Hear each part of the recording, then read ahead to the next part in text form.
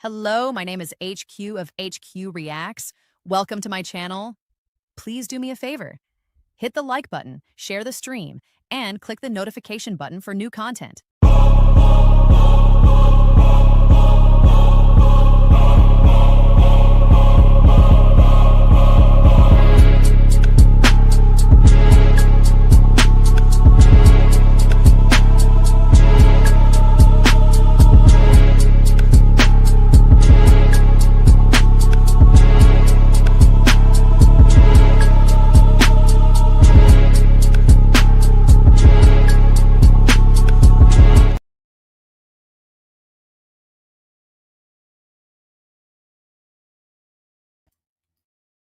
Hey y'all. This is HQ. I be doing some shit and then I just be at home bored, done with the cooking, seeing as how I'm not cooking, done with my part, seeing as how I baked sweet potato pies, seeing as how I put all that away. And tomorrow is just another free day, a free day. I don't have nothing to do. I cleared my whole schedule. Cleared the whole schedule until Tuesday of next week. I was like getting on here bored, right? And I was like, was there some news? Was there any kind of news that came out? Political news. Yes, there is political news. Yeah. And come to find out that the shooter in DC is Afghanian, came in here in 2021 under President Biden, I guess on a work visa.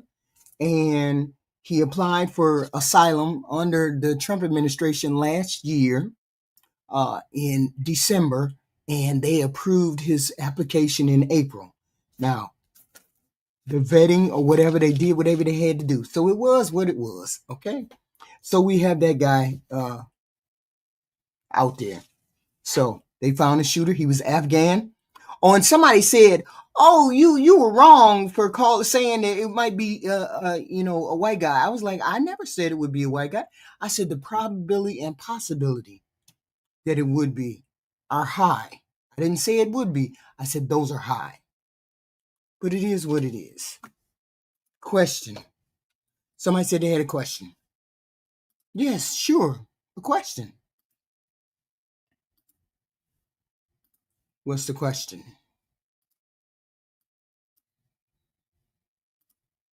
All right. Let's see.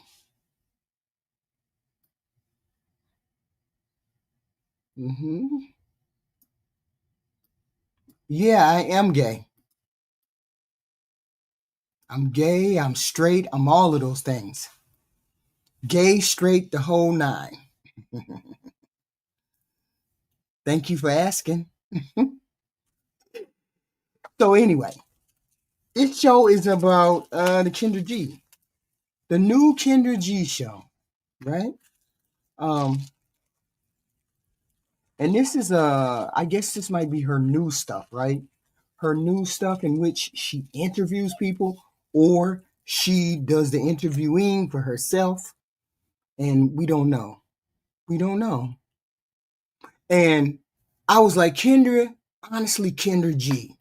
What does that mean, honestly, KENDRA G? She has a female on here now. And this is the one that I found, but I'm pretty sure that there might be, a whole bunch of them, but who knows? But this one is about wives and being married, and the things that people say on the internet might be different from what actually happens in real life. So I just wanted to come on here because I was bored and there ain't that much news in the news that I really wanted to get into. Really didn't want to get into the news. Just wanted to, get on and say hi and bye and do that kind of thing. So I was like, okay, I want to listen to the interview with KENDRA G and the lady who considers herself a wife and what wives should be doing as opposed to single women. What should wives be doing? Right? And I wanted to find out what was going on. So without further ado, here is KENDRA, and we will make commentary as we go through. Please hit the like, share, and subscribe button as you come in the door. We ain't doing the honestly hard hard news. This is for the KENDRA G fans. And I was kind of, so I was like, let me do one. Social media, if she wants to be a wife. Man is 100% a provider in the home, which I hear all day, every day on my show. Do you think that should be every woman's requirement? Should she require that her man is 100% the provider? No. You do not believe a man is a prize. I just don't understand this concept. What do you think are some of the biggest misconceptions about marriage? There's a lot. Hey everyone, welcome to Honestly KENDRA G. I am so excited about today's episode because I have a guest and I saw you guys. We can't wait for KENDRA to bring one of her celebrity friends on the show. And listen, that will happen. For sure, I'm going to invite some of my celebrity friends on the podcast. But for now, they don't want to come on because you're not that big. You're big, but you're not that big. And your celebrity friends are like B-list friends. So we'll wait for the A-list. But that's not really the mission behind this podcast. I did that for 20 years of my life. Really, this mission is to help women in particular. Of course, we got men that watch too, but the mission is to help women to get into a better situation. So today I got one of my favorite humans on the planet who just happens to be my best friend. And the title is called Advice from a Wife. She is married. She also owns her own floral company, Old Vine Floral. They have their own fragrance, Old Vine Fragrance. And she, like I said, is my bestie. So she's a celebrity to me. We got Itika Grimbo in the building. Hey, girl. Hi, KENDRA. Thank you for having me. I'm so excited. It's so funny because we have toyed about a podcast for a very long time. And, you know, Itika's like, I knew KENDRA was going to start that bullshit like she always does. She always pulls her own personal stuff into the video instead of just putting the subject out there. Okay. Make sure you don't forget anger management. Glad. like literally my best friend. So we talk all the time and we're like, we can't say this shit on camera. No, we cannot. We cannot say this stuff. We can't be recorded with this information. And then also, I don't know if you have, but I've seen friends do podcasts together and they don't be friends no more after. I have seen or heard, and you know, because the comments and everybody, and it's like when you're besties, you might say something that somebody would be like, oh, but it's like, you know my heart, I know your heart. Right. You know, we talk every day, all day. Right, like, right. So I'm like, we're going to protect our friendship. That's more important. But I wanted to bring you on because obviously, you know, I mean, she knows everything about me. If she's such a good friend, why she ain't got you a husband? Why she ain't found you a husband? Because that's the main thing that you want. We know you want that because you scrape the bottom of the barrel when it comes to men sometimes. So we know you want to get married. So why your friend, who is a person who got married, why she can't find you a husband? I mean, I own a dating app, I host a dating show. And she know you so well. And a lot of times I'll say stuff and it's stuff that I kind of got from you. And people be like, she's not even married. She don't got no kids. How's she going to help you become a wife? And I'm like, and I've said this 1,000 times, mostly all of my friends are married. So I said, you know what? We're going to do an episode called Advice from a Wife. I'm going to bring my bestie on who is married and we're going to get some advice because I have so many women who want to be in your position as in loving husband, provider, you know, you guys have a child together. It's a very beautiful story. So we got a couple things to say, but before we get there, and we will do a bestie show, I got to just say, I love you so much. I love you too. And I'm so proud of you, KENDRA. Your journey is, you know, you inspire me every day. I tell you that. All right, let's not do the circle jerk. Let's not do the circle jerk. Let's get down to brass tacks. She's supposed to be an expert. Let's see how long she's been married and what is so special about her marital relationships.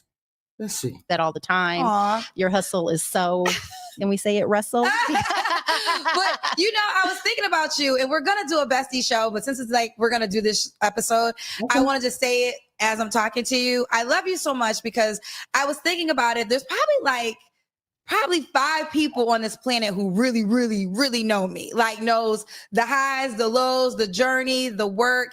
And the fact that I can be myself with you, celebrate with you, cry with you, you know, feel like I can say anything to you. Sometimes I feel bad because you have such it is not easy being my best friend because my emotions could be all around the world. And because I don't trust a lot of people, you're a person that I trust enough to come to with anything. So I just want to say thank you for being a friend. Aww. Like, thank you for being a friend. And vice versa. Listen, my life is I knew it was going to be a fucking circle jerk. I knew it just for a minute. Come on, give me about 2-3 minutes and then we be done with this shit. Let's do it. a little more calm now, but there was a time when I was calling you and I was going through it, and you answered every call and you showed up and you hugged me and you told me, you know. Wait a minute. She's on here to give advice about being a wife. Going through what? What exactly was she going through as a married woman? There was a time when I was going through it. What does that mean? The hard truth. So yes. I'm just, paying it back. I know this is kind of becoming into the best friend show, but I want to tell people how we met, and then we'll get into. Oh, God damn, Kendra, we sick of you. Where we are now. So, Chicago, I love y'all so much because Chicago, really, when I think about it, so many amazing things happened to me in that city, and we actually met in that city, and it's almost as nice. I was born around that city 19 years ago because it was 2006. I remember the year because my mother was alive and she had a stroke that year. And the reason I remember when I first moved to Chicago, Oprah was still there. And Oprah was a thing, child. When if you go to Chicago, you're trying to be on the Oprah Winfrey Show. I mean, Oprah was Chicago. Yes. Like, Chicago obviously has lots of other my cousin Oprah things that people remember it for, know it for. But when the Oprah Show was in Chicago, yes.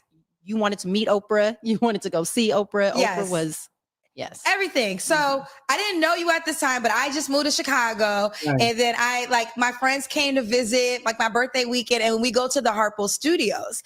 And then there was a guy like walking out of the building. And I was like, oh my God, you work here? Like, you know Oprah? And he was like, yeah. I was like, I just moved to Chicago. I got to come to the show. He was like, well, we're not filming right now, but when we come back filming, I'll get you tickets. And I was like, please remember me. I host the morning show on Power 92. So excited. This was in May. Fast forward to, I want to say October, like months later, that man remembered me, found my email, sent me an email and said, are you the girl I met in the parking lot a few months ago? Because if so, I have tickets to the Oprah show in 2 weeks. And I was like, yes, it's me. So the reason I'm telling you guys this story is because it ties into Itika. So I'm all excited. This is the year my mother had a stroke. So she was still recovering, but I was like, Ma, we going to the Oprah Winfrey Show. You're coming to Chicago for the first time. She was still living in Connecticut. So the weekend, it was a Monday taping. And the weekend prior, I was hosting an event, a model competition. And lo and behold, Itika was one of the judges. I was. And it was like Miller Lite. Yeah, it was like Bud Light. It was like Miller Lite, Bud Light, girl. But we clicked. Like, I was the host and she was one of the judges. And you kind of have to talk to the judges. And we just kind of clicked. Mm-hmm. And then when it was all said, I was like, well, let's stay in touch. She gives me her card. And then she had a card with her number on it, but it said Harpo Studios. And I was like, oh my God, she works for Oprah. Like, had no idea.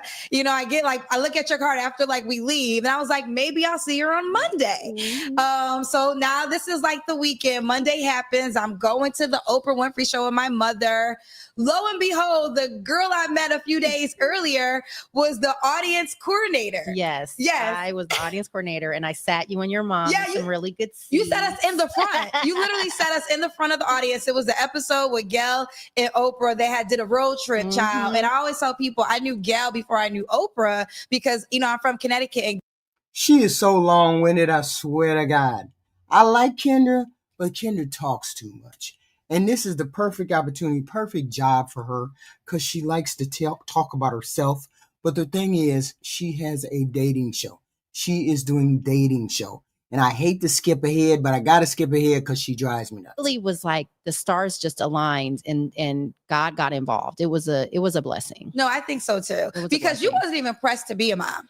No, I was. You're like a great, like, here's the deal. She's such a good mother. Like, I almost can't even, like, I can't even almost remember the days when you were not a mom, because you're a really good mom. You enjoy being a mom. This is why sometimes I feel like, I know, listen, it's not a lie. When you get older, it is becoming more complicated to have children. But the blessing when you get older, you already lived your life. Yeah, period. Like, you already lived your life. You're not mad at your child. Like, I could be in Jamaica right now if it wasn't for you. Like, all of that. We did all the things. And I see people online, they're like, why would you have children older? Like, it's so strange when I see it. Like, people will say, or women will say, I'm in my 20s. I couldn't imagine having kids in my 40s, or I'm in my 30s. I couldn't imagine waiting until I'm 40 to have kids. And it's like, 20-year-old me, 20-something-year-old me with a kid? Absolutely not. She was not ready. She Girl, was not ready. On planes. Oh, listen, outside. Okay, 30-something-year-old me, she was not ready. God knew what he was doing. He was like, sis, you need a few more years to get your stuff together. But you know what I love about that, though? And this is what I've learned in hosting my dating show. Life is really not one size fit all, right? So if you're 20 years old and you're ready to become a mom, no shade. Like, that makes sense. But if you're not ready, you know, I mean, there's nothing wrong with not being ready, because I had a child when I was 39. So it's nothing wrong with not being ready, because sometimes you just ain't ready. Big believer and I get so much help from this online, but I will never change this. I will always tell women to freeze their eggs, because it will just buy you more time. You get hell for telling people to freeze their eggs? Oh, girl, you understand, these internet streets be like, oh my God, they be trying to come for me and my frozen eggs, baby child. That is the smartest thing you can do as a woman who has, in my opinion, who wants to have children, but has yet to find their life partner, is to freeze your eggs. Right. It's the smartest thing you could do. Yes, because a lot of companies, their insurance will cover it. So it's essentially free. It's the smartest thing you could do. Yeah. Even though that wasn't your experience. No, you didn't have to go that route, but I love that you still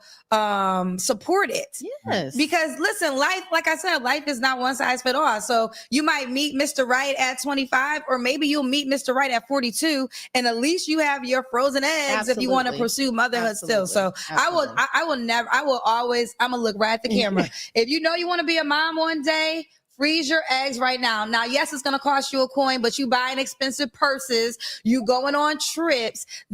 Ain't no poor woman freezing her coin. Ain't no poor woman freezing her eggs. Most women are not freezing their eggs. Most people don't want to do that. I get what she's talking about, but if you have the expense to do that, that's a different story. Most people don't have the money to do that kind of expense. Way it will give you opportunity to not be rushed when you meet a guy. So I'm never gonna not tell women to do that. I just don't think there's a downside to it if you want to have children one day, but you haven't found the person that you want to share your life with. Right. I love it. Okay, so let's talk about a couple of things, because this episode is called Advice from a Wife. And something you said, it wasn't one of my questions, but I think it'll be good to talk about because you're obviously married, but before you got married, you and your now husband lived together. Yes. And you mentioned you guys were together for 5 years before you guys officially got married. Now, some people will say, why did you wait too long? Maybe you shouldn't have moved in. Like, what are your thoughts on living with the person before marriage? Right. You know, I think it's fine. I feel like if you live with someone, you really get to know them. Right. And personally, if you wait until marriage to really get to know the person in that way, it's just a different knowledge that you get when you are living under the same roof. You can, but for me, you know, I think I was like 36 when we moved in, and I had all my stuff. He had all his stuff. So it wasn't like I needed a place to stay. It wasn't like he was trying to convince me to and put me. Well, at that particular point, you knew about each other. You knew yourself, which is the most important. One of the most important things is to know yourself. Because a lot of people get in relationship, have babies and don't know themselves.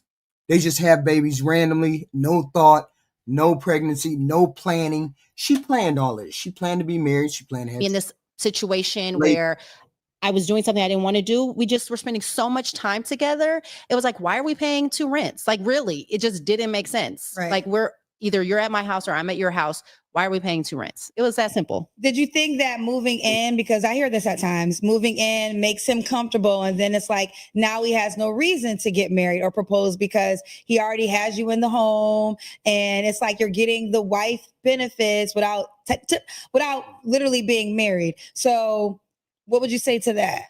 I think that is a personality type. Okay. If the person does not want to get married, they don't want to get married. It's not because they moved you in and now they don't have a reason. Like, they just don't want to get married to you anymore. Okay. Right? Maybe they did one day and then a couple months went by and they could have learned some things about you living under the same roof that was like, oh, I don't know if this is the woman that I want to spend the rest of my life with. And I don't think there's anything wrong with that. I think we can make choices and our minds can change. Right. So if something goes down while y'all are living together and, you know, minds change, that's not that big of a deal to me. Right. You know, maybe someone else might be devastated. Like, oh my God, I moved all the way. You know, I moved in here. I got rid of my place. But I'm going to also say when I moved in with him, I Airbnb'd my apartment for a year. Okay. So I didn't just break my lease and, you know, have nowhere to go. I did give myself a year just in case. Okay. I did do that. Okay. So if things didn't work out, you could go back to your apartment. Yes. I didn't even know that. I sure did, girl. I didn't even know that. Like, look, I'm learning things about you.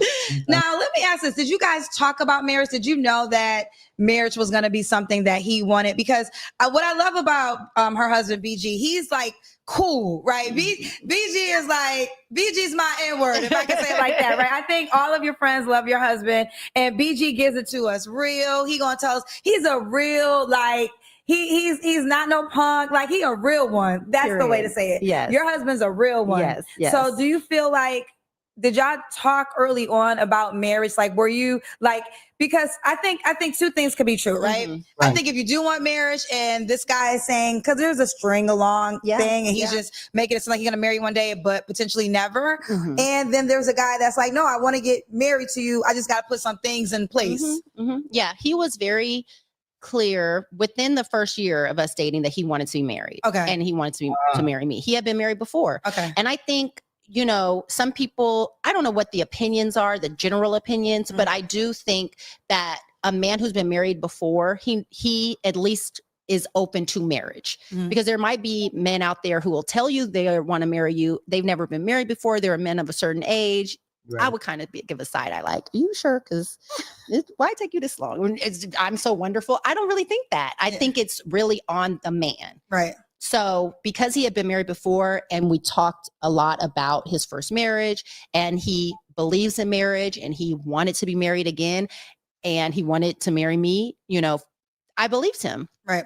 I think that's, you know, one thing I've learned in hosting my show, and there's so, I mean, for 5 years of talking to single people, I have learned so much. And something you said is so true. Like, a man who wants to get married, that's in his cloth, right? Like, and on my show in particular, when I meet when men who are, I could tell the men who are very serious about getting married. And a lot of times it ties to children because they're ready to start their legacy. So at that moment, they're really looking for a life partner because they want to really start life with that person. I think there's some men who just like being in relationships. I think BG was that kind of guy. He is definitely a serial dater, serial monogamous. Like, yes. Yeah, I mean, sometimes it's a very good thing. And that's a good thing that they know themselves enough that they like to be in relationships. I'm one of those people. Well, I'm one of those people. I know that I'm better when I'm in a relationship than when I'm single. And maybe people who understand that about themselves, you know, adjust accordingly. You know, they adjust their behavior, they adjust their lifestyle to be accepting. I mean, because when you're like a corporate raider and you don't have time for a family and you're doing this, that, and the other, making money and doing all this stuff, sometimes you don't have room to put other people in your life. But if you're one of those people who know they want to be married, know they want to be in a relationship, they usually make room for you to be in their life. They usually make room for people to be in their life. Relationship. And I think if you're dealing with a guy who's never had a girlfriend, that is a sign. Like, he doesn't like having a girlfriend. He's okay with just dating with women with no titles. This isn't necessarily a judgment. It's more of a get the insight, because you can waste your time with the guy if you know marriage anyways is for real what you want, then if you're dealing with a guy who ain't have a girlfriend in 10 years, he probably okay with how he living. Yes, for me, that would be a red flag. Right. If he didn't have a girlfriend in 10 years. Right. So do you think, would there have been a time limit for you, like, had you guys never gotten married? Because you said it was like around 5 years when he proposed. Would you have got to a point if everything was going great, y'all live together, you guys they're literally best friends, like they literally are best friends, they do everything together, would you had left that relationship if he did not propose? I think so. Really? Yeah, okay. Because marriage is something that I wanted, and because he told me that that's something that he wanted, I would have felt deceived. Like, even though we dated for 5 years, he never wavered that he wanted to marry me. Okay. I wasn't getting, mixed signals. It just hadn't happened yet. Right. And a lot of it is, also. And that was a good thing that they waited. They lived together for 5 years, didn't have a baby, didn't get pregnant. That's the key. Don't get pregnant just out of willy-nilly to force somebody's hand. Wait till you get into a relationship before you get pregnant. That's the ideal situation. Wait till you do that. So she was older. She got with him when she was 36. And then they lived together yet again until she was like 40 something, I guess. I don't know. Sorts of things, financials. I feel like we were just having so much fun. Sometimes time just goes by and you're like, oh my God, it's been 3 years. Like, how does time go by that fast? And also, I wasn't really pressuring him. Right. I wasn't like, so when are you going to propose? So then he probably was like, well, she's good, so we're good. You know what I mean? But eventually, I probably would have ended it if we didn't get married. Okay. Yeah, I think, I would usually tell people, if it's 2 or 3 years, 2 years is a good thing. 3 years, we kind of pushing it. I don't know whether I would have stuck around for 5 years without having a ring or some kind of promise. But if he seemed very devoted, I probably would have waited a little bit more. I would probably hated it, but I probably would have cracked and said, hey, I think the possibility of getting married would be a better thing than not. I don't know. I probably wouldn't have waited around 5 years. I'm on the fence with that because I agree with you. One thing I will say, and I think about this, like all of my friends who are married, like y'all standards, that's why it's almost like just have the standard, because my friends who are married, their standards are like so non-negotiable and they're all married. Like, it's like either it's this or that, or it's nothing. I'm good type of vibe.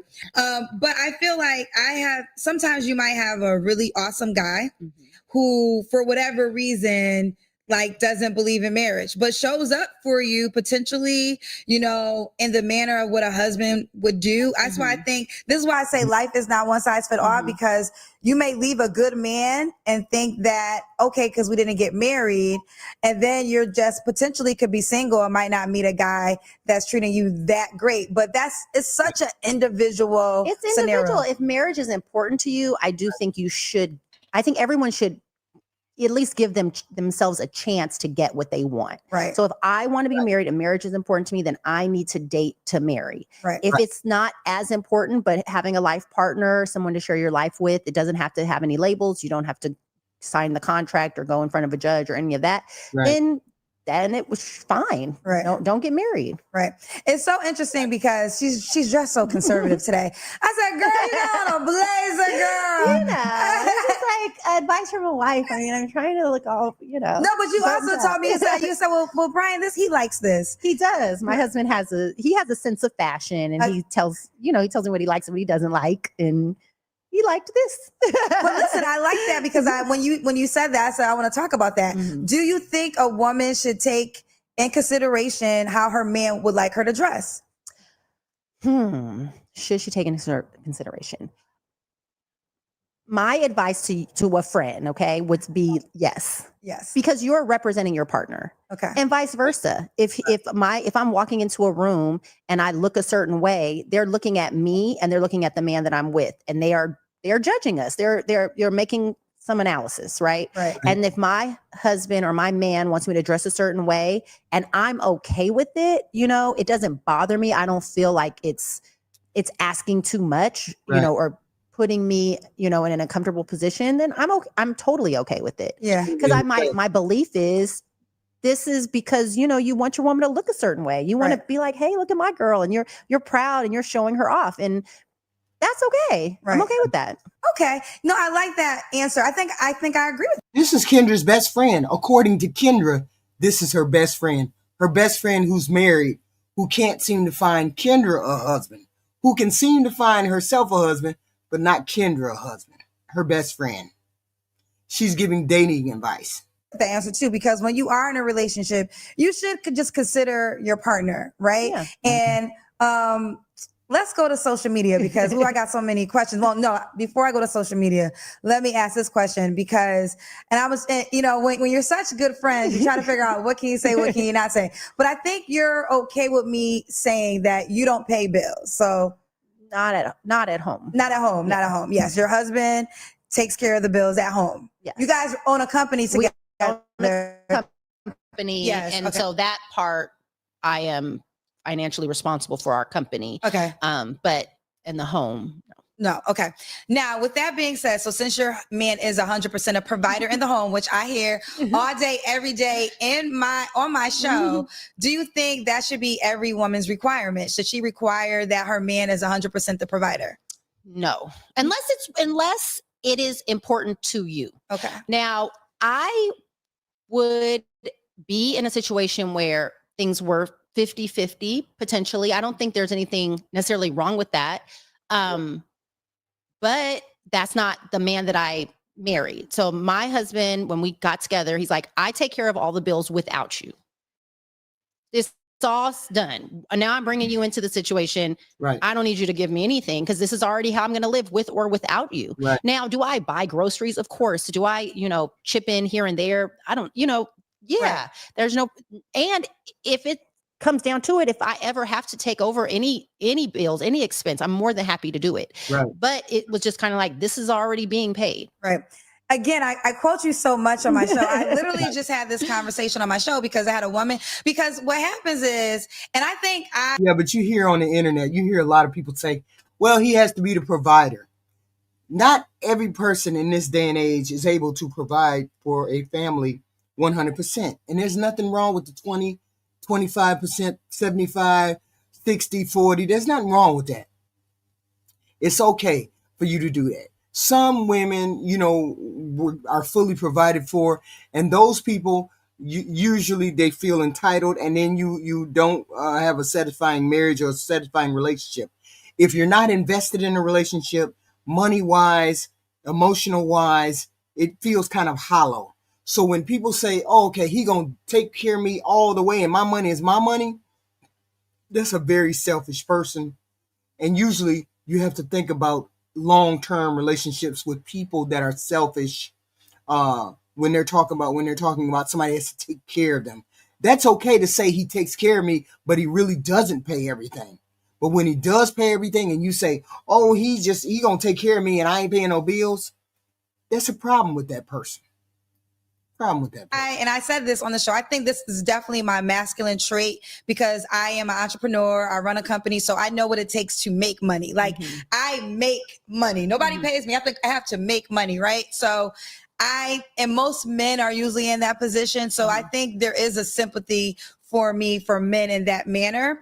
But I had a woman on my show recently and she was the mom of 5 and she was 1000% like her, and she was divorced, but her next man had to be a provider and she's not paying the mortgage and she'll buy the groceries, kind of like you said. And then I was just like, but girlfriend, you come with 4 humans. And the reason I'm bringing the story up is because of the conversation that you just said that, most provider men are like kind of what your husband said. I'm already taking care of what I got. So just move into my spot.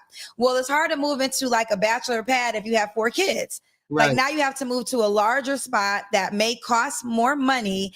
And so it might not be the same ordeal. Right. And so when you were sharing that story, I was like, see, I be quoting her all the time, but, and not saying that a woman with 4 kids can't get this package, right? So again, I always say this, I'm not God, I'm not absolute. I can't say what will not happen, but the probabilities, it's more tough because it's more expensive. Well, 9 times out of 10, she's not going to move into a provider situation. She's going to move into a situation where she's doing 50-50. She's paying half, he's paying half. and then she got 4 kids and blah, blah, blah. I would never put 4 kids over one man anyway without me providing something. It's more expensive. I mean, listen, we have one, when I have a bonus son, we have one together. Children are so expensive. I'm like paying for babysitters when you go out to eat, tuition, family trips. There's another flight you got to buy. I mean, they're expensive. So I don't think it's something you should take lightly, putting that responsibility on anyone else. That's not the original parent. Yes, I don't think you should take that lightly. Okay. But even though you don't pay 100%, I mean, you have 100% provider in the home, you do think that if a woman's in a situation 50-50 with a guy, that's acceptable? 100%, because everything is expensive. I mean, come on, even especially in LA. Right. So if I'm working a job and this is what I can afford, you're working a job, this is what you can afford, we put our stuff together and we could really, take ourselves to another level, get a better place, get a better car, go on more trips. Yes, do that. I think you should do that. You think you should do that. Okay. Yeah. Okay. Advice from a wise child. She said you might have to put something on the mortgage. One thing I will say, and I think I'll share this story. I try to, you're a friend I'm revealing the face of, but a lot of my other friends I don't want to tell everybody's business. But there is one story of one of my friends who married an athlete. And I want to say within maybe a year or two in their marriage, he got hurt and he couldn't return. I don't want to tell the sport, but he couldn't return. And, obviously most people think she hit the jackpot. She married an athlete. No, 2 years in the marriage, everything changed. And then she had to essentially kind of be the breadwinner for a minute because her husband dealt with a lot, the opportunity that he's been preparing for his whole life, money changing almost overnight. And if she was not in it for the real substance, then she would have been out, but she was in it for the real substance. And just because she it seemed like she hit the jackpot, and I think she did hit the jackpot in life because outside of the money, they have a beautiful family, right? And they've been married for 20 years now. This is in my 20s. So they've been married for a very long time. But that's why the money thing, it literally can shift overnight. You could be with 100% a provider, and then something can happen to him, and then you have to woman up extremely fast. And it happens. In my opinion, people have to understand marriages have highs and they have lows. They have ups and they have downs. Right. And if you're in it for life, you got to roll with the punches. You just do. Right. If I had to go get 3 jobs to help pay the bills because my husband lost his job, I wouldn't think twice about it. Right. I love that. What do you think are some of the biggest misconceptions about marriage? Yeah, I believe the same thing. I mean, because I ran into the same situation where my husband had, the big artery in his chest blew up like a small onion, and he couldn't work. So I had to do the work. I had to be the provider for the family. I had to do that for about 2 years. And he was amazing. He was amazing, but he was sick. And I had to be the provider at some point. Because some point a woman does have to step up. Specifically if you're married for a long time. And I was married for 30 plus years. So of course, I saw ups and downs being married. So of course, there were times when I worked and he didn't make as much as I did, and I made as much as he did because I have degrees and he doesn't. I mean, it's just different dynamics when you get married. It's just not all one way, right? What are some of the biggest misconceptions about marriage? There's a lot. All day, Black Wolf, all day, just like you. Think that one of the biggest misconceptions about marriage, I'm going to say what is the biggest, is that you don't ever disagree, that you don't ever have conflict. Right. I feel like depending on your personality, you might have a lot of conflict. It's how you handle the conflict. And which is what I always say. The most important thing about being married is how you resolve conflict.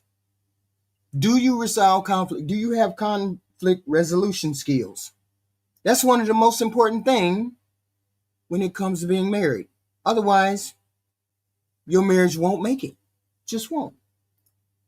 that really is where you find an amazing marriage, in my opinion. I don't think a marriage with no conflict is amazing. I think a marriage where two people from time to time have conflict, but are able to, fight fair, come to an understanding, forgive easily.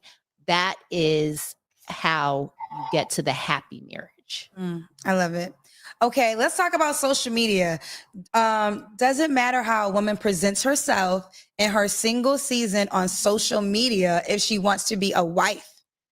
I think so. You do? Yes. Yes. Girl, I was single trying to be a wife on social media. Put my little thirst traps out there. But yeah, I think so. But then you end up getting married. I did, but my thirst traps were not traps. They were like mini little baby traps. I was before, it got real thirsty. But so tell me why, do you think it should be a more conservative, what would be some of the advice to the women who are very on social media and, present themselves? I feel like you should present yourself for who you are. So don't try to deceive people on social media, pretend like you get flued out all the time and shopping on Rodeo, and that's really not your life. Just be like, this is my life, however you want to present it. But I think you should be authentic. Right. And I don't think you should. I feel like sometimes women, they are hypersexualize themselves on social media, and maybe they don't think they're being hyper sexy, but it's like, yeah, girl, I can see all your stuff. But then you don't want to be sexualized by men that approach you, that have seen your social pages. They're like, well, you're so sexy on social media. Like, can I hit that? And then you're like, how dare you? It's like, girl, you don't think he's going to ask? Like, to me, that's where it gets tricky. Okay. Yeah. It's like, okay, that's fair. It's almost like you walk up to a police officer, you expect them to be a police officer. So if a woman is dressing revealing, although it's not right, no man has the right to be disrespectful. But if a man sees you in a certain way on social media, they're going to expect you to present a certain way. So, and I'm not saying don't do it. I'm not saying if you're body confident and this is how you like to present, this is the type of pictures you like to take, and that's how you like to get attention, by all means. But just know it is going to garner a type of response and a type of man. And that is just kind of like how things work in life. I got that. Let me tell you, this is my personal story. So Leon and Kyle, I host a morning show in Chicago at WGCI. And I love my photo shoot. So this is 30s. We're 30 years old. We traveling. We going to Mexico, all around this world. And I will always do bikini photo shoots, always. And then Leon and Kyle were always, and honestly, I swear I wasn't trying to be a thirst trap. I would say that. I wasn't trying to be a thirst trap. I just really loved my body. I really want that body back. And I just really I was in amazing shape. So I was bikini down. It was a thing, child. And Leon and Kyle, as my brothers and my radio co-workers, they were like, this is not how you think you're just doing it for women. Men look at these photos and they have all these thoughts. And I'll never forget the day I finally got it, because I would give them so much pushback because it truly wasn't my intention. I went to Mexico for my friend's birthday, and there was a phone party, right? I was like, oh, okay, we're in the phone party. And I post the phone. It's literally a phone party. I post a phone party on Instagram. When I tell you those comments were so the phone had them going. The phone had them going. And for the first time, literally it clicked. And I was like, what? I was mad. I was like, I cannot believe, because I'm actually, even though I'm kind of conservative to a certain degree. Yeah. And I was just I was so upset. One of my guy friends, Charlie Mack, who's one of my really good friends, called me and was like, you know how this video, and I was like, are you serious? And I don't know. It's been so many years. I think I may have taken it down, but that was the moment when I got how people perceive you. Yeah. So it might not be a woman's intentions to be presented as sexualized, and men are going to look at you this way, but that's the way they're looking at you. Yeah. And to be honest with you, I loved your bikini pics that you would take when you were on vacation. Girl, okay. I thought they were classy. I didn't think they were distasteful. I thought your body was great. You were working out. You were on vacay. I thought they were fine, but I guess the phone was a bridge too far. I think the phone, I think it was the phone because I thought the photos would be nice too. And then also when I'll have photographers and they'll be like, arch back. And I'm like, I'm not arching back. But there was a time, I have 1 million followers on social media now. I didn't always have 1 million followers. Mm-hmm. So even when I was doing radio, I think before my show, I had like 100,000 social media followers. And there's a lot of things I posted when I had such a small following that I would never post now because now it's like, listen, I don't think I say I'm a public figure. I don't say I'm famous, but I'm definitely a public figure. Sure. And to the point where if I post something on my Instagram, like it's on somebody else's page, I'm like, well, I was just trying to show it to my friends, child. So I kind of got that a little bit. So I'm way more cautious on what I share now than I did, girl, when we was going through these streets. Let's talk about, okay. So this is episode of Advice from a Wife. I want to get your idea about this. What? Should a woman ever pay for a date? I think it's okay to pay for a date. No, now we about to disagree. Why should a woman should never pay for a date? Kendra. Okay. Let's be clear. Not like your husband's birthday is coming up. Not like you're in a relationship. That's gonna happen, right? Mm-hmm. Once you're in a partnership, that's gonna probably change a lot. Mm-hmm. But in the beginning, courting. Wait a minute, I could have sworn she said at some point that if you're the one who does the date or whatever, you should pay for the date too. So now it's always the man that pays for the date. I figure whoever asks for the date pays for the date. And if he's a gentleman, more than likely he will pay for the date. That's usually how it is. Whoever asks for the date, pay for the date. If the man is a gentleman, more than likely he will pay for the date. He'll say, no, I won't. I can't even allow that. My dad would never allow that. I've heard many men say that, right? During the courting stage, you think a woman should be open-minded to paying for a date? Personally, okay, since you, not necessarily while courting, because courting is, for me, if you ask me, it's the time for the man to show you kind of who he is, how he shows up, how, he behaves. Right. So by treating you, he's saying, I'm a provider. I take care of things. I can afford to do this or that. Meaning if we go to dinner, it doesn't have to be the best restaurant. You're just, or I should say most expensive restaurant, but you're taking me where you can afford. Right. And that is totally cool. Right. So courting, yes, I do think the man should pay. But if it's in your heart and you're being courted and one of the dates, you're like, I got this. I don't think there's anything wrong with that. If that's in your heart. Right. I've done that. Okay. Yeah. That's fair. I've definitely done that. Like but it's not the first, second, maybe third, third.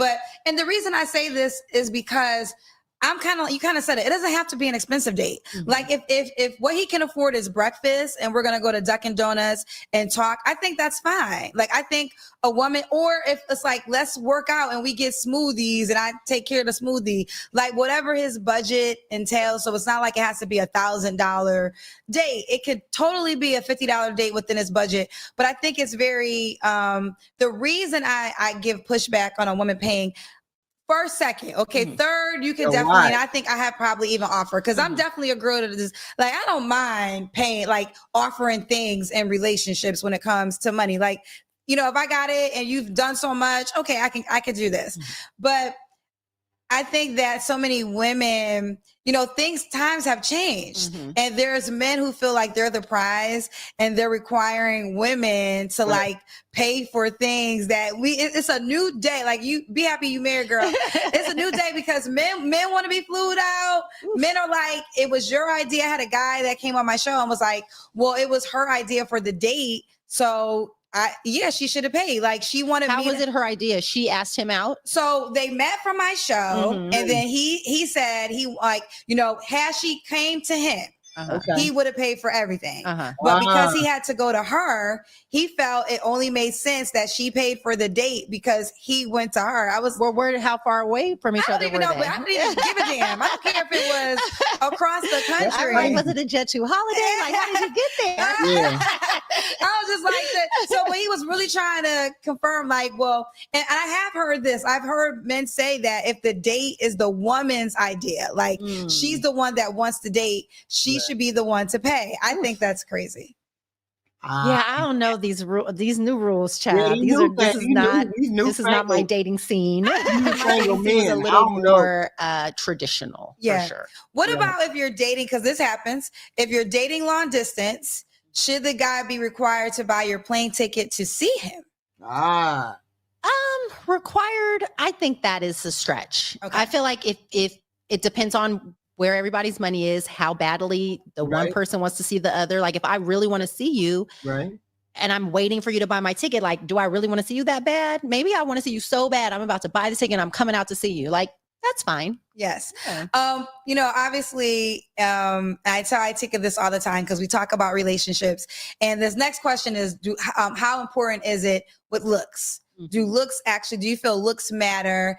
And, and the reason I say, I'm like, well, Itika, Well, before she answers, I say yes. Looks matter. Why? Because the initial attraction has to be there. You have to be attracted to the person somehow, some way. You just can't be in a relationship and not be attracted to it. There are some people who get in relationships and they're not attracted. The money is the most important thing. I'm not one of those people that believe money is the most important thing. I'm not one of those people that walk around and then try to figure out if I'm going to be involved with you. The attraction has to be the first thing, regardless of whether you have the same values, morals, whatever. An attraction has to be there in order for a relationship to work. That is what smooths the edges in relationships, is the attraction. The attraction is what smooths the relationships.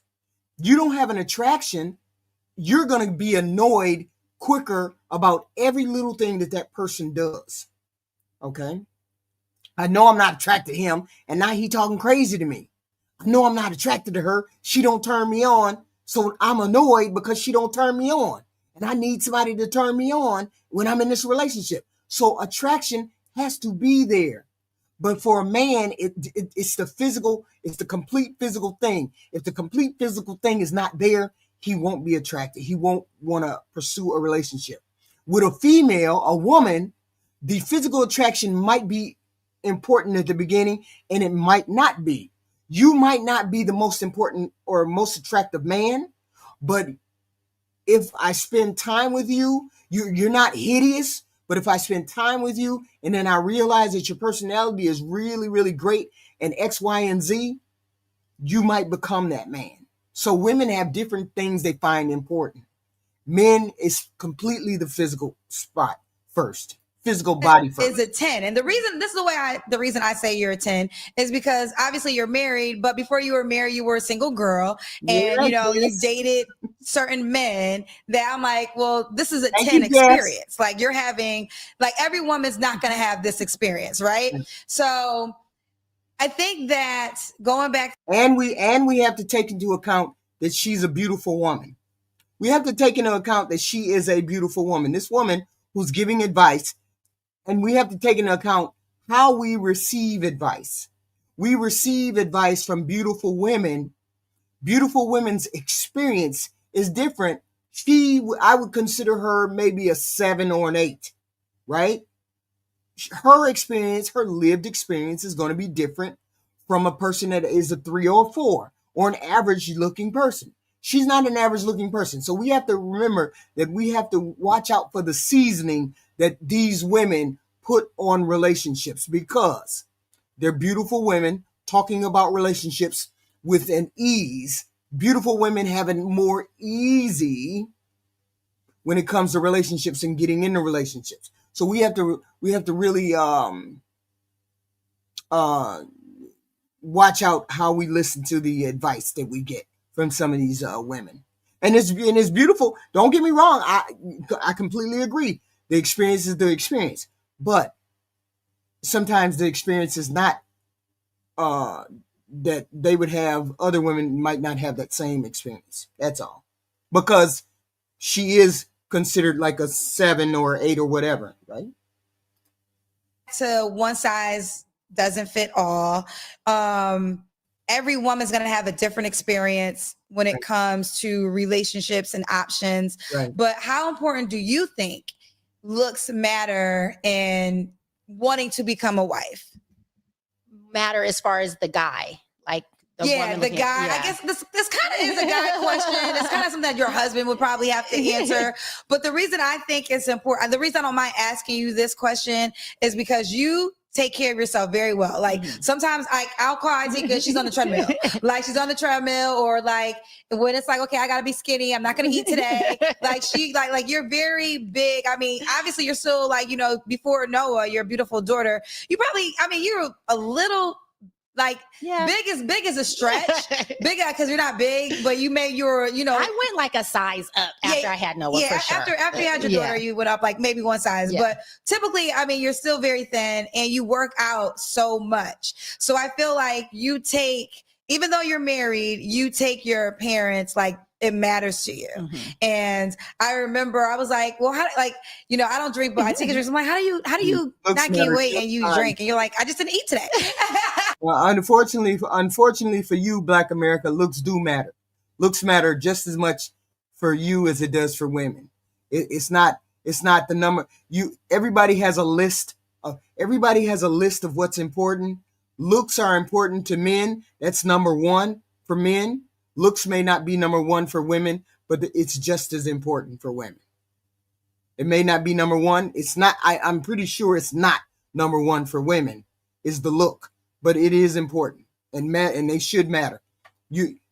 I don't know why you would think it shouldn't matter to women if a man is attractive or not. I don't understand that. We don't care. You have to be attracted to a person. You guys don't get all of the attraction, and that's a talking point anyway. That don't even make sense. It's calories. Yeah. Which one am I going to do? So, do you think it's important that a woman takes care of herself and her appearance? 100%. Even like when I was single, I would leave the house thinking potentially my husband is out there today, like waiting downstairs to run into me. And I was the same way. Dress, be camera ready. And I used to say this to my nieces and kids, and you can ask them. I used to say, be camera ready every time you walk out the door.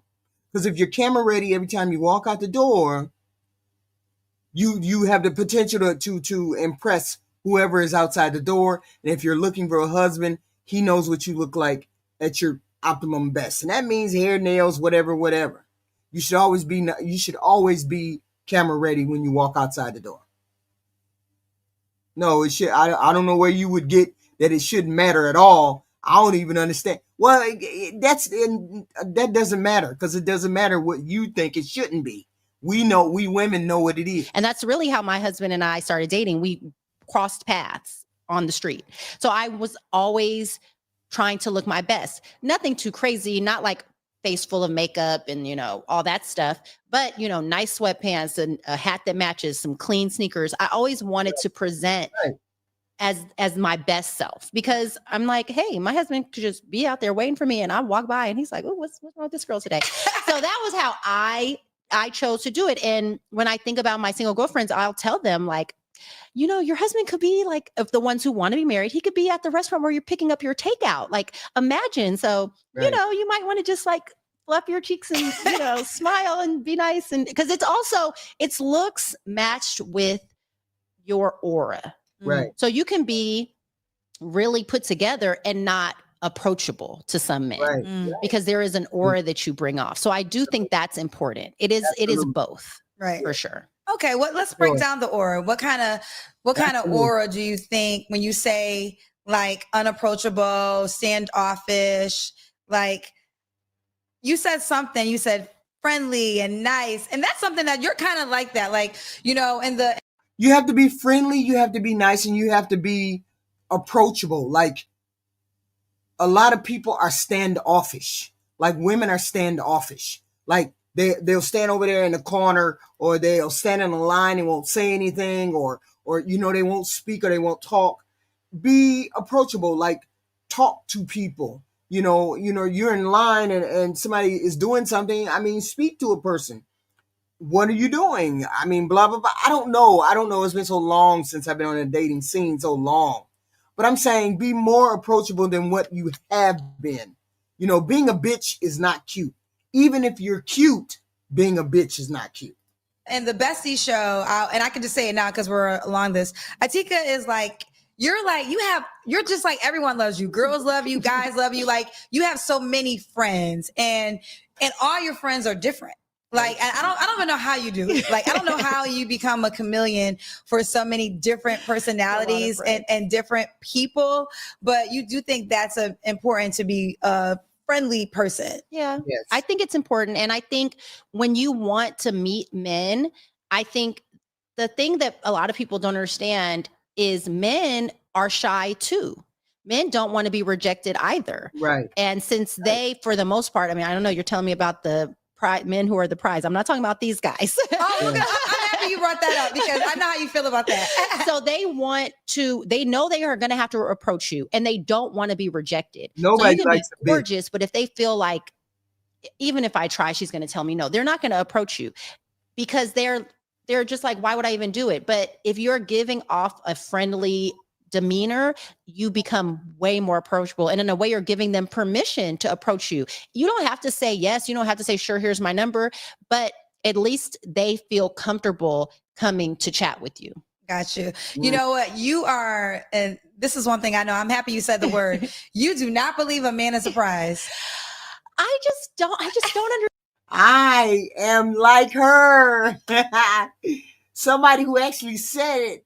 I do not believe women are the prize. I just believe women are the prize. To men are not the prize. You start wars for women. You crash out for women. You exist for women. So women have to be the prize. Understand this concept. I'm sorry. It is like you have to teach me. Girl. No, listen, I'm with you. And I always say this, and I've said this time and time again. Every husband that I know does not feel like he's the prize. Like they really do feel like their wife is the prize. And in my head right now, your relationship included, I'm thinking of like 5 men, and they all do extremely well. Like they all make more than the wife in the head that I'm like the guys I'm thinking of, and they would all say that their wife is the prize. None of these men would tell me that they're the prize over their wife. And I know you feel very strong about that. I do, because I mean, it's new, right? So the man is the prize thing is so new to me. Like you know that when I started hearing it, I was like, is this real? And they're like, yes, girl, that's what they say. And I'm like, you've got to be kidding me. And then I kind of heard it in real life, and I was like, you don't get in trouble talking like that. But apparently it's a thing. No, I feel like from where my belief system is that if you have a good husband, I mean, he will take your life somewhere that you couldn't imagine. He will take you places that you've never been. He will treat you in ways that you could not have dreamed of being taught, treated. Unfortunately, you have it wrong, Black America. I already explained why women would be the prize. Men you don't bring hardly all of the things that a woman brings to the table. You just not. Loved on, doted on. I mean, it will be the most magnificent trip of your life if you have a good husband. So obviously he is precious. He is a prize. But for a single man walking around earth saying, I'm the prize, it just seems odd. Seems odd to me. That's all I'm going to say. Yeah, it seems odd. Wow. I was listening to something that you said. I already said why women are and men think women are the prize too. They want to think that they're the prize, but they're not. Because, regardless, see, this is how I know women are the prize. This one little fact. We can be homeless, single, babies, rich, corporate woman, go-go dancer, stripper. We can be any number of those things. French fry girl, and a man is still going to chase right behind us. A man is still going to be there to get with us. the bulk of us. But you can't be that way and be a man. You can't be no fried dude and be the man and be the fried dude. You can't be the man and work at Sears and Walmart and work at a bank and a factory. You can't do them jobs like that and call you and a woman say, "Oh yeah, he's the prize." And women chase after you like you the prize. Women won't chase after you like you the prize. It doesn't matter what a woman does professionally or whatever she's doing, whether she got a job or not. There's always men that are going to chase her. Because she is a wanted commodity on this planet. It's an abundance of women on this planet, but a woman is always a prize or wanted on this planet.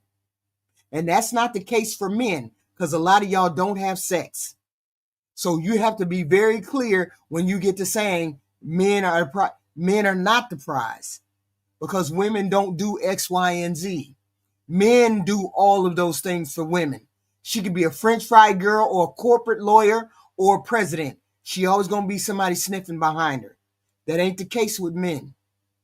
And let's talk about the characteristics to look for, because you said if you have a good husband, he would take you places. I think what you said, BG is going to love that. I'm definitely going to make that a clip. Her husband, I call her husband BG. But what are some characteristics of a man who wants to be a husband that women should look for? Generous. And wait, hold on. Break down generous, because you know, girl, when you say generous over here, now that it will kind of almost negate what you said about being willing to pay for stuff. You should pay for a first date. So break down what you mean by generous. Generous is not just about money. It's really about a thought process. Right. It's thinking of you. I remember when we were dating, like my husband, you know, he's in sales, so he'll, make a certain amount of money. Yes. You said the word, you need. That ain't what women need. Women don't need. You need. Women don't need. This is Kendra's best friend. Like, we made this much. I'm like, we? I was like, okay. Like, it was just a way that he said it. It was so thoughtful. Like, right. we weren't even we weren't husband and wife then. Like, our bank accounts aren't combined, but it was like what he made, it was for us, and it was just a thought. The way he thinks is like, we did this. He's just someone that is generous in that way, someone that is thoughtful. Sometimes we see how people treat others and we don't think they're going to treat us that way. And it's like, no, this is how this person is. Right. So if they're, with their siblings, if they have prior children, their family members, people on the street, like, how thoughtful is this person? Is this person kind? I think just those natural, like, human good deeds that you see being done, right? If they are doing it on a daily basis, they don't have to be asked to, they don't have to be reminded, they don't have to be taught how to, behave in a certain way. They're going to be good husbands. Do you think a husband, the requirement, when they're thoughtful, what she's saying is, if you're thoughtful and you put thought into other people beyond yourself, because normally a woman will think beyond herself and she will get involved and become less selfish, and so will he. But most men who think beyond themselves and think in terms of her and him together usually turn out to be pretty good husbands. Should be like, we talked about 50-50 in the household, but the other thing I hear a lot is he has to make 6 figures. Like, he has to make 100K. So do you think that should be a requirement when a woman's looking for a husband? No. I don't like putting numbers on things, because listen, you say 100, then God gonna give you 100. God could have had somebody over here for 500, but you didn't say that. You know what I mean? Oh, so you think it could be more? I think it could be whatever you receive, what you put out into the world. But okay, yes and no. That's your problem, Black America. You don't know women. To that, because a lot of people put a lot of things out to the world and they might not receive it. But not just verbally. You have to live it. You have to know it. You can say, I want $100,000 man, but your actions are not of somebody with $100,000 wants to date you or take you out or be with you forever. Right. Yeah. Right. Are you? Yeah, I think that are you what the guy would but this is why I will say this, because I'm with you when you say the woman's the prize. But I will say if you're chasing the guy, then he's the prize. So if you're willing to compromise everything for this man because you want this man, then he's the prize. And I will say this, if you have a money requirement, and listen, there's nothing to, I'm not trying to change anybody's opinion, but I own a dating app. Okay. So I know the data. So if the money is important, if the look is important, just know, unfortunately, this guy, unless he's looking for that one-on-one factor that you have. And like I said, the one thing I've learned, when they're ready to have a family, they're looking for a wife to be the mother of their children. They do get a little bit more particular what type of woman they want to settle down with. That guy kind of became the prize because so many women want him. Right. And I think that even rare. When you kind of say a weird thing, though, the man still isn't the prize, and I agree with the man's not the prize. How do you resonate that when so many women want a certain guy? So being sought after is like a fact, right? I am a highly sought after man. This man is saying that because of his DMs are blowing up or whatever. Okay, that's fine. But are you a prize? I feel like those are two different ways of looking at yourself. That's true. I can't lie that you're highly sought after. That happened. There's like your DMs are blowing up or whatever. But to say you're the prize, it just gives me this feeling of like, so now what does that mean for me when I'm your partner? I am less than you because you're the prize. Then what am I? I'm not the prize, right? Because there's a prize and then there's not the prize. Right. I don't think that's how marriage should work. That's why even, yes, obviously to the type of men that I look to and talk to and deal with, their wives are the prize because they feel so lucky because they know how their lives have changed for the better because their wife is in it. See, I've never been on her app, so I don't know. But I heard her app is trash. Is her app trash? Or is it the people trash? Or is the app trash? That's the thing. She's giving them children, or she's supporting them emotionally, taking care of the home. They are like, my life is better because she's in it. She is my prize. And obviously the woman's life is better because the husband is in it. I mean, we can both be the prize, I guess, but for the man simply to say, I'm the prize, you're basically telling me I'm not the prize before we even get going. Right. And I think to piggyback on that, it's almost like you don't want to be with a man who feels like you're easily replaceable. Like, and you don't want to be with a man who, I don't want to lose my train of thought because it kind of ties, that you like more. Maybe that's what I'm trying to say. Right. I feel like it's a dangerous spot if you want the man more than he wants you, because that means you have to work the hardest for the relationship. And then there's going to be things that you may desire. And he's like, well, I'm the prize. You should be lucky that I'm here. Right. Like there are some men and they date like that. Like, listen, girlfriend, what you crying about? Like, I'm with you because Keisha wanted me, Kiana wanted me, and Tiffany wanted me, but I chose you. So put a smile on your face because I could be with those three women. And I would tell that girl, let him go be with those three women because you're never going to have peace of mind because anything he gives you, he's going to feel like you should just be happy and blessed and lucky because he's giving you his presence. And you don't want to date a man like that. Absolutely. No. At the end of the day, I don't think you're supposed to chase the man. The man is supposed to chase you. They're supposed to want to be with you. They're supposed to see other women and be like, ain't no way. My girl is finer. She badder. She got way more going for her. You know, I'm not even about to look over there. That's how he should feel about his woman. And if it's not that, then I don't want it. Right. You know, one thing you always tell me in my single season, date more than one. You're like, you are big. And I was like, we got to talk about this because again, I share so much on my show and And I mean, it doesn't, listen, I'm a strong person. God made me for this, right? Because I'm a strong person, period. Yes. Right. And I will correct people on spots and all that. And on my journey in life, again, as I said earlier, Itika being my best friend, like she'll say things. I'm like, girl, you need to look at me like you look at Oprah. Like if you can't, if whatever you think Oprah could do, know your girl Kendra could do, just so we could be on the same page. Period. Listen, you got me. You gathered me, sis. You gathered just so we me. could be on the same page.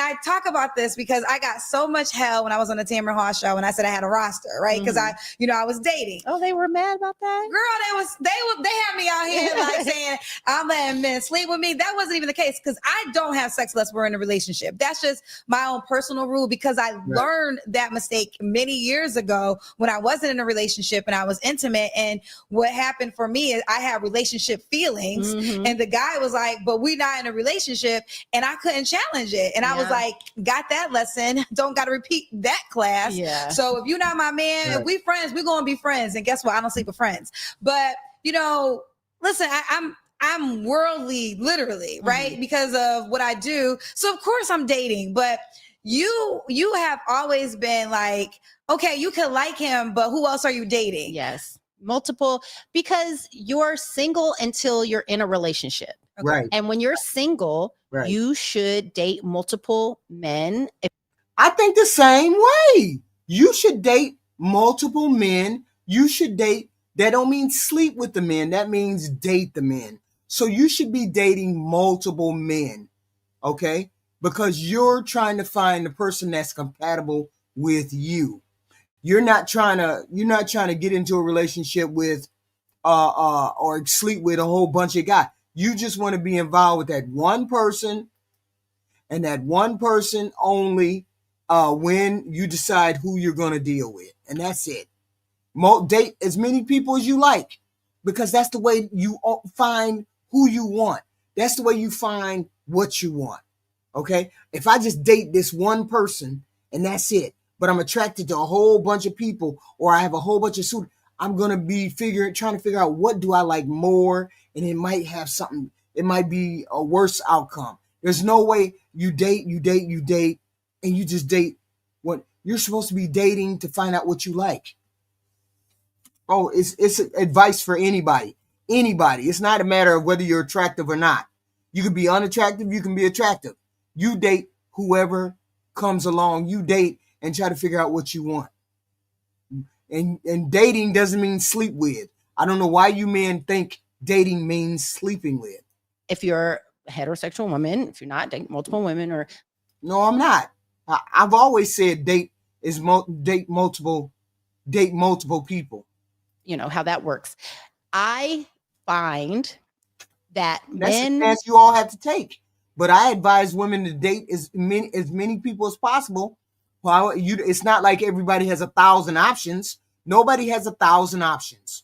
Most people may, if they're reasonably attractive, they may have 3 or 4 options. Date those 3 or 4 options. See who you like. Once you get to the point where you know which one you like more, then that's who you date. Stop dating the other 2 and date that one. That's it. Are 1,000% dating multiple people. 1,000. Oh, hell yeah. If I was on a date, oh, hell yeah. I date whoever I wanted to date until I ran into the guy that I wanted to actually date. And then that would be the person that I probably sleep with. But I wouldn't sleep with nobody until I found the one that I actually got exclusive with. So that's just me. 1,000%. There is not one man who's not in a relationship who is not dating more than one woman. So why are the rules different for women? Right. They shouldn't be different from women. They shouldn't be. People try to shame you into doing the same thing, but don't be shamed. All women, don't be shamed. You date who you want to date. That sleeping with someone is different from dating people. You can date however many people you want to date. That doesn't mean you have to sleep with them. That's all. I mean, I'm not telling you to sleep with multiple men, and I'm not telling men to sleep with multiple women. Right. But if we're being honest, yes, they are on the dating market. Yes, they are. They're the same way. They're the same. We're equal. We're just leveling the playing field. Exactly. and the thing is, now I will say this: men date. Different for me is that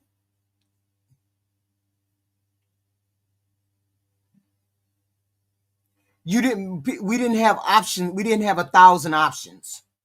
We didn't have 1,000 options. We had options. We had plenty of options, but not like today. Not like I get distracted by all these dudes on Facebook.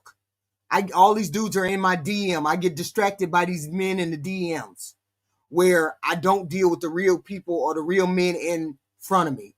Back when I was young, we didn't have the internet. So I didn't get distracted by 1,000 different men. I had to make the choice between the 5 or 6 men that I was dating. I had to make the choice between those men. I didn't have all these options. Oh, you want to fly me out? Oh, da, da, da. All these girls got fly me out, do X, Y, and Z. We don't have those options like that. No cell phone, no instant talking. No, nothing like that. They different because men don't normally date with a money requirement. So that's where this tricks the women up, because the woman wants to be the person that you want to date a certain type of man. So that means you gotta have a roster of those level of men. Right. The reason why I tell women to date is because it keeps you cute. Because you got something to look forward to. It's going to make, like, whenever you're going outside, you should at least want to look cute, like get your hair done, get a new outfit. Like, you got a reason. And then also you're not in the house thinking about the one, because the one that you're thinking about, he's not in the house thinking about you, because if he was in the house thinking about you, he would be with you. There is and I'm not going to remember it, but there's an analogy that someone told me when I was in my 20s, which was like, when I started, like, you have to date multiple men. Is if there is a chicken sits on one egg, it's likely that the egg will break. But if you have multiple eggs and the chicken sits on them, then all of those eggs will stay, right? So it's basically like you're not putting too much pressure on this one egg, on this one man. So you're just got, few, I don't know how many you want to have, but so that you're not putting too much pressure. So if this person doesn't text you back, if this person doesn't call you back, you're not spewing, you're not spinning, you're not driving his house, see if his car's in the driveway. And they're doing that. You're a journey, girl. It's been a journey. You're focusing on, then this other person texts you and you're like, oh, okay. And you're distracted. I think it helps. It helps. No, I think it definitely helps, because then, and you brought up texting, and that was gonna be one of my questions. I think the biggest thing is you don't care too much, right? So like, if he really wants you, he's gonna rise to the occasion. The cream rises to the top. Yes. And that happens. You'll see that, oh, I'm dating a few guys, and this person texts me every morning, asks me how my day is, and is consistent. This person can go days without texting me, and when he does, he don't even have no plans going on. And then this person, I have to always text first. So you're going to see what's happening, and then the cream will rise to the top. You know what? I think I could share this story. I'm thinking, like, can I share this story? Because when you and BG started dating, I think you were dating. Yes. But BG was very clear. He was on it. He was on it. Yes, he was very clear. He was on it. And it was nice. I was like, where he over here? Focus. Okay. Then it got me more focused. I was like, let's see what's going on over here. And here we are. Yeah. So he was definitely about you. Mm-hmm. He was like, I think obviously he knew you were dating, but he was like, nah. Well, that's the thing. When a person is focused and they know what they want, then they go right ahead. Her husband was focused on her, and he just kept this focus on her. This is the one I want. And see, men these days want to play the little game of, I want to be playing hard to get. I don't want her to know that I fell for her. I don't want her to know that I care about her. So let me try to play the game of player and this, that, and the third. And a lot of men lose, a lot of people lose a person, or they lose the spectacularness through the relationship because they want to play those little games. You don't want to play those games. With me and my husband, I met him, he came into the bar with his buddy from his work. And from that moment on, from that day, I knew him for 30 odd years. From that day, from the day I met him, because he was focused on me from that day. I never had to try to figure out whether I was the one. I never had to try to figure out where is he at, why he ain't paying attention. I never had to do that. He never wavered from where he was. I mean, he wasn't a person that talked a lot or did a lot of overt emotional thing. But once he told me, X, Y, and Z, and once I knew that I was the one, because I knew pretty quick. We knew pretty quick. It was what it was. When somebody focuses on you, when they focus on you, and when they want your attention, when you want to be over there, and then act accordingly. These days, people want to play a game. They don't want to get hurt. What the fuck is wrong with what the fuck is wrong with getting hurt if it garners you the reward that you want?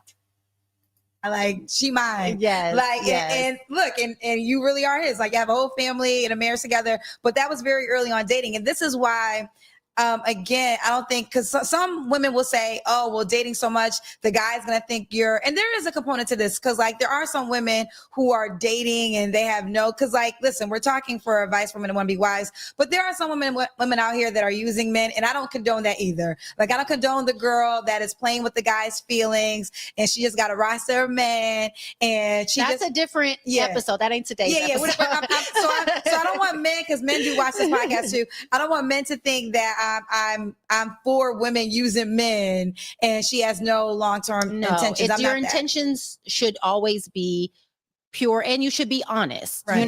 If a man can't handle it, then but you should be honest. I'm seeing other people if he asks, right. And it should be fine unless you're in a committed relationship. And then he might say, I really don't want you to see nobody else. I want it just to be me and you. And then you're like, okay, if it works.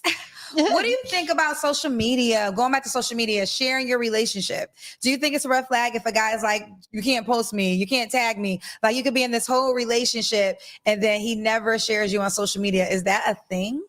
I definitely think it's a red flag. Yes. And I think it's a red flag because of what I've experienced and what I've seen. Okay. So I've seen, I've dated people that were like, don't post me. And I'm like, and then lo and behold, it's because there's, other people out there and they don't want to see, that they're with you or with me at the time.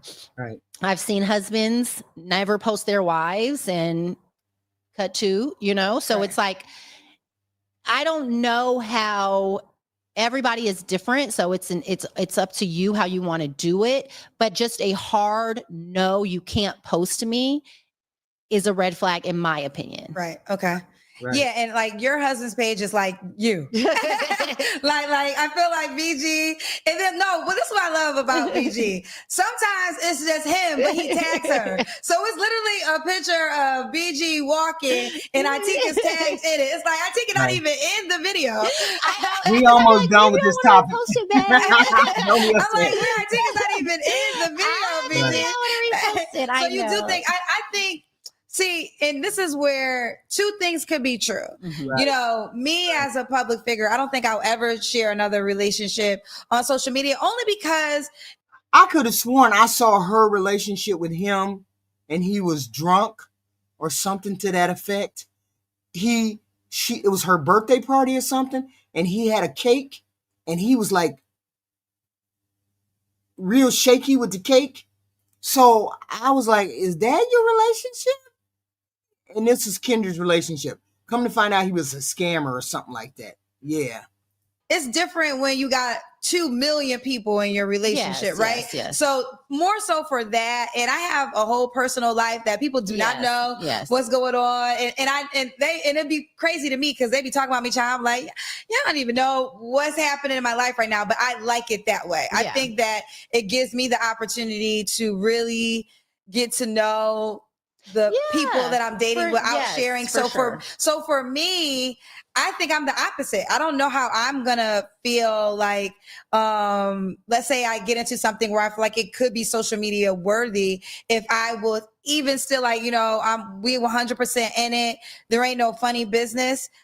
I gotta see how I'm gonna be in that space. Cause I would say right now, for me, it would probably still be a no, only because I'm a public figure. I definitely understand that. Okay. And I feel like if you're a public figure and your partner and you're honest with your partner and you're like, look, this is why I don't want to post, I definitely think they should understand that. Right. So the rules are different. No, because even in dating, I have men that sometimes will want to post and I'll be like, absolutely not. And I get turned off. Yeah. I get turned off immediately because I'm like, why you want to post me? Like we could have this whole dinner and have our conversation, and that would be that. And then I have literally in this, dating period of my life have stopped talking to men because I felt like they wanted to post too fast. So that just makes me seem like, are you just trying to be with me because it's an etiquette to it. Yeah, right. It's an etiquette to it, especially when you're dating. I mean, relationship, it's a red flag if you're not allowed to post your partner. Then you're supposed to be in a committed. If you're single and you don't know how to, if you're single and you don't know how to cook,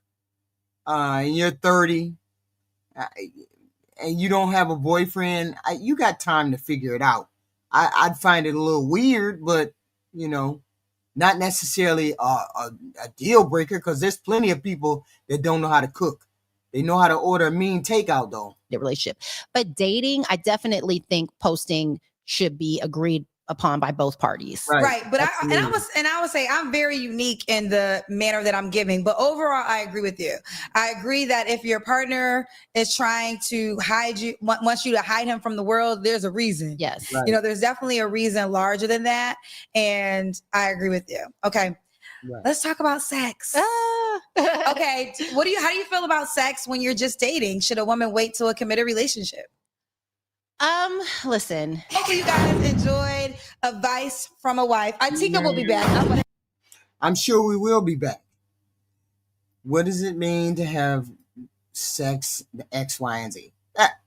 It is what it is, but marriage is a good thing if you find yourself wanting to get married, find yourself a partner. It's very difficult. It's difficult to find partners out here, according to people. I don't understand why it's so difficult to find somebody, because dating is not that difficult. You just start dating. That's all you need to do. You're not trying to see. The problem is people got these expectations. They immediately have these expectations of people instead of trying to just find a person that they're compatible with. You date as many people as possible. Date as many people as possible. And then you find out what you like to date. You have to know what you like before you get out there and date people. You have to know the type of person that you can live with. You have to know the type of person that you can talk to. You have to know the type of person who knows how to solve problems, or who can deal with conflict resolution compared to other people. Because some people just bring drama.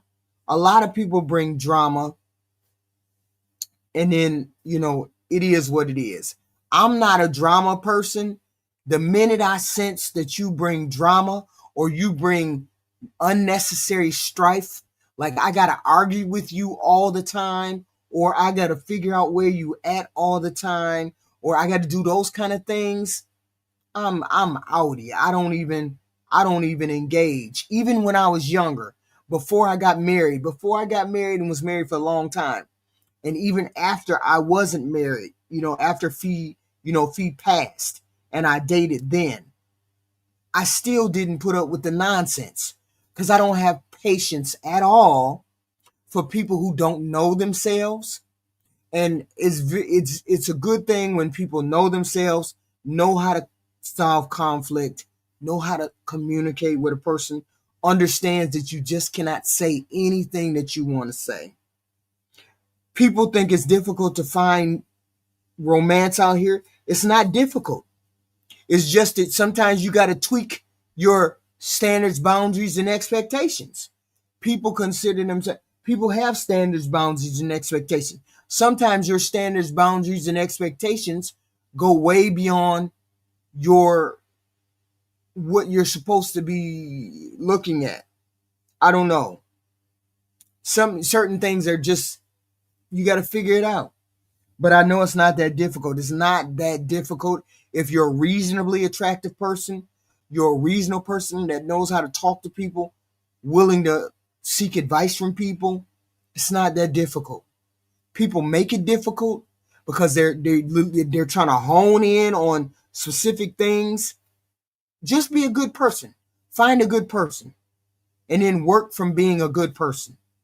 Date as many people as you can. See as many people as you can. I'm just saying. So that ends our Kendra G show, our review of the Kendra G relationship with her best friend. It's a beautiful thing if you can do things with your best friend. But Kendra G is chronically single because she is too big for her britches and she doesn't listen to her own advice. And she's such a know-it-all and she feels as though she cannot get married because she makes X, Y, and Z. Then maybe you need to be in a different pool of men. I don't know. It is what it is. You all, hopefully you hit the like, the share, the subscribe button. This was an impromptu Kendra G review. I love Kendra G, and I will be reviewing more things beyond Kendra G. Mostly political, which is what I like. But please hit the like, share, and subscribe. I appreciate you. I appreciate you guys. I appreciate you. And I will see you tomorrow.